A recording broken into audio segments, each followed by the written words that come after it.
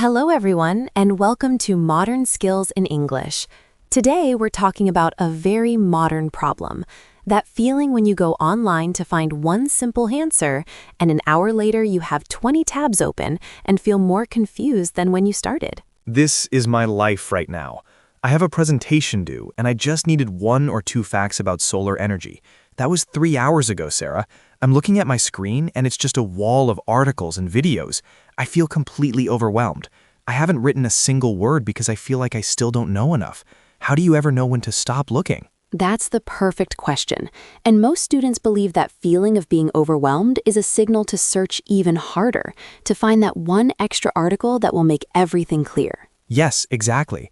I feel like the key information is still out there, hiding in another link. But what if that feeling of being overwhelmed isn't a problem with your effort? What if it's a signal that your strategy isn't working? The goal isn't to find the perfect answer hidden in tab number 21. The real problem is the belief that a perfect, complete answer even exists. But if you don't look for the best information, your work won't be very good. You have to be thorough. That's what we're taught. I understand why it feels that way. Think about school. We're often given a textbook with clear, correct answers. Our job is to find that specific answer. So we learn that research means finding the one right piece of information. Right, and if you don't find it, you get a bad grade. But the internet isn't a textbook. It's an infinite library with a million different voices, many of them disagreeing with each other. When you look for the single perfect source in a place like that, you end up with dozens of tabs, conflicting ideas, and a feeling of anxiety. You become completely stuck. Stuck is the right word. I feel frozen. I can't close any tabs because I might need them, but I can't read anymore because my brain is full. That feeling isn't a personal failure. It's a natural reaction. When your brain has too many choices and no clear path forward, you feel paralyzed. So I'm paralyzed by the information. What's the alternative? Just read the first 3 articles I find and hope for the best? That seems risky. Not at all. The alternative is to change the goal.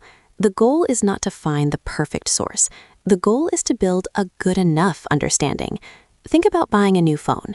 You could spend a year reading every review of every phone ever made. Would that help you? No, I'd be even more confused. There's no single best phone. Exactly.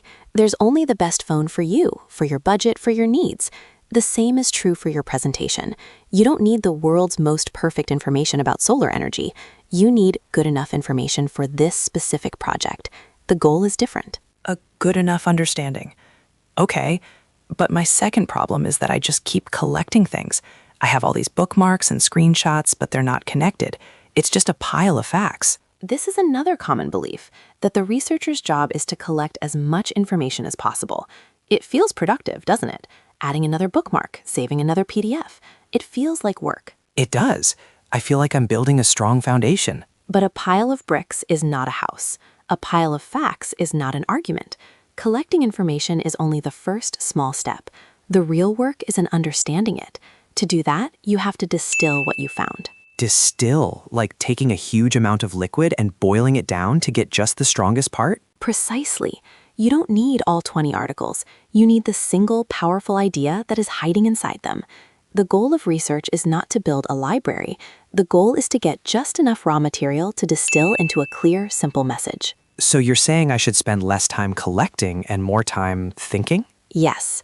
Think about cooking. You don't read every recipe book in the world before you decide to make pasta.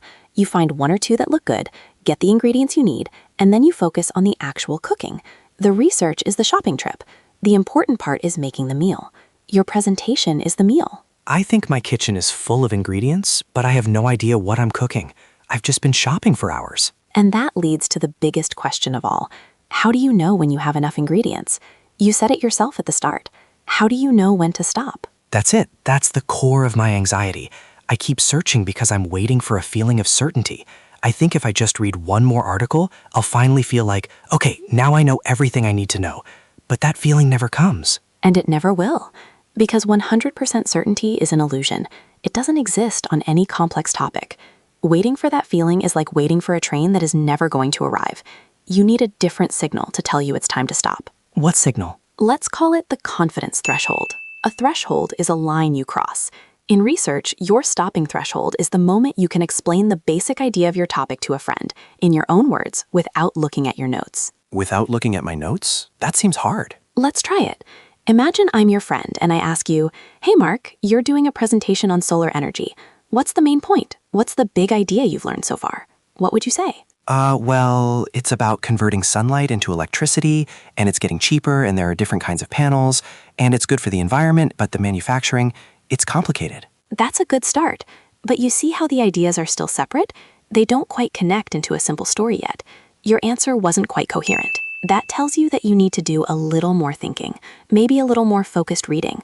Not just collecting, but trying to connect the dots you already have. So the threshold is when my answer becomes coherent, when I can give a simple, logical summary. Exactly. The moment you can say, basically the big idea is X, and it's important because of Y and Z, and that explanation feels clear in your own mind. That's the signal. You're done. You've crossed the threshold, you can stop researching and start creating. That makes sense, but it still feels a bit risky. If this is true, why do the best students seem to know so much? What if my professor asks a question about something I missed because I decided my answer was good enough and stopped looking? Doesn't that just sound like a nicer way of saying lazy? That's a very important question. It's the difference between depth and volume. Going deeper doesn't mean opening more tabs. It means spending more time thinking about the information you already have. A great student might only read 5 articles, but they will think about them for hours. They will argue with them, connect them, and distill them. While I read 50 articles and don't really think about any of them. You see the difference? The goal isn't to have a simple answer because you are lazy. The goal is to create a simple, coherent argument because you did the hard work of thinking.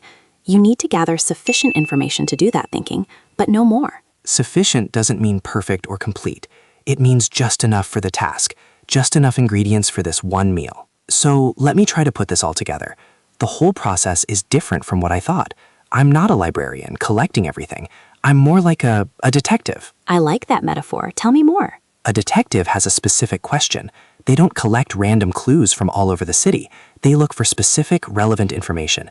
They know they'll never have the perfect picture, but they gather clues until they have a story that makes sense, a coherent story. And when do they stop? They stop when they have sufficient evidence to make their case, when they cross the threshold of being able to explain what happened. They don't keep investigating forever. At some point, they have to decide. And they are not paralyzed by the thousands of clues they didn't find. They focus on what they did find and what it means. Okay, wow. So my feeling of being paralyzed wasn't a sign that I'm a bad student. It was a sign that I was trying to be a librarian instead of a detective. I didn't have a clear question, and I didn't have a stopping point, a threshold. And when you don't have a stopping point, you fall into the research rabbit hole and never get out. I just need to find sufficient information to distill it into a simple, coherent story. And the test for that is if I can explain it to someone without my notes. That is the entire system. Define your question, search with purpose, stop when you cross the confidence threshold, then start the real work of creating. It feels like permission. Permission to not know everything. Permission to stop searching and actually start thinking. The goal isn't to become the world's leading expert in 3 hours. It's just to understand one small part of it well enough to explain it clearly. That feels so much lighter. And that shift is everything. Hello, everyone listening. We hope this conversation was helpful. If there's another student struggle you'd like us to talk about, please let us know in the comments below. We'd love to hear what's on your mind.